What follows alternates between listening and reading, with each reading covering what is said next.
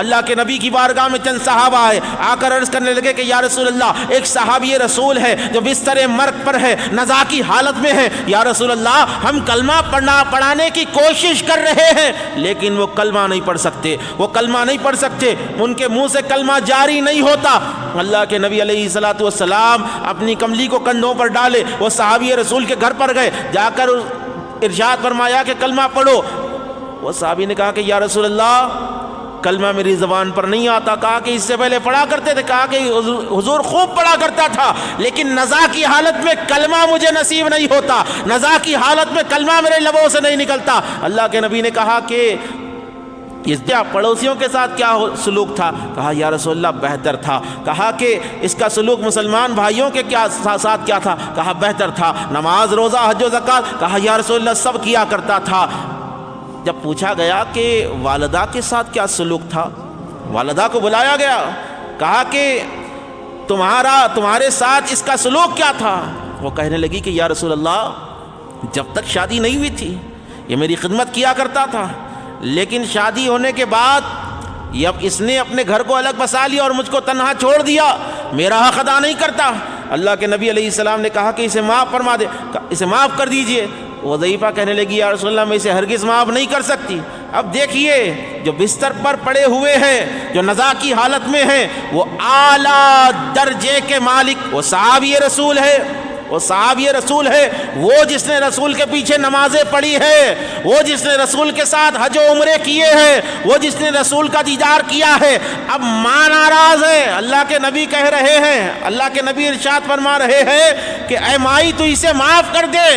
آج کے نوجوان کو میں بتانا چاہتا ہوں، آج کے مسلمان سے میں سوال کرنا چاہتا ہوں، وہ صحابی رسول جس نے رسول کی صحبت پائی، حضور علیہ الصلوۃ والسلام یہ نہیں کہتے کہ ماں معاف نہیں کرتی تو کیا ہوا میں شفاعت کرا دوں گا۔ یہاں پر آپ دیکھیں آج ہم ماں باپ کی توہین کر رہے ہیں، آج ہم ماں باپ کو ستا رہے ہیں، آج ہم ماں باپ پر ظلم و ستم کر رہے ہیں، پھر بھی یہ امید کر رہے ہیں کہ میدان محشر میں حضور ہم کو بخشا دیں گے۔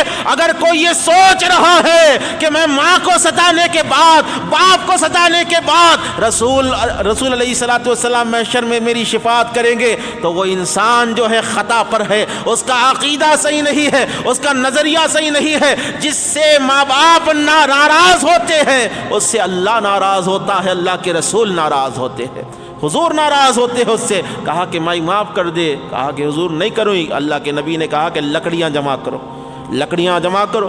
لکڑیاں لائی گئی، آگ لگائی گئی۔ وہ مائی دیکھ کر کہنے لگی کہ یا رسول اللہ یہ کیا کیا جا رہا ہے؟ کہا کہ تیرے بیٹے کو اس آگ میں ڈال دیا جائے گا۔ کہا کہ یا رسول اللہ میرے بیٹے کو آگ میں ڈالا جائے اور میں دیکھتی رہوں؟ اللہ کے نبی نے کہا کہ اگر تم نے معاف نہیں کیا یہ آگ کچھ بھی نہیں ہے، میں جہنم کی آگ میں ڈالا جائے گا۔ ماں کی ممتا جوش میں آتی ہے۔ کہا یا رسول اللہ میں اپنے لخت جگر کو دل و جان سے معاف کرتی ہوں۔ یہ کہنا تھا، وہ نوجوان کے لبوں پر کلمہ شہادت آ گیا، اشہد ان لا الہ الا اللہ واشہد ان محمد رسول اللہ، روح پرواز کر گئی۔ تو کہنے کا مقصد یہ ہے جب تک ماں باپ ناراض ہو تمہارا خاتمہ بالخیر بھی نہیں ہو سکتا۔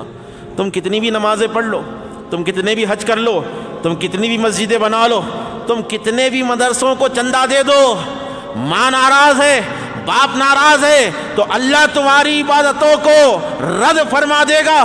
تمہاری عبادتوں کا کوئی مول نہیں ہے۔ اگر تمہارے ماں باپ تم سے ناراض ہے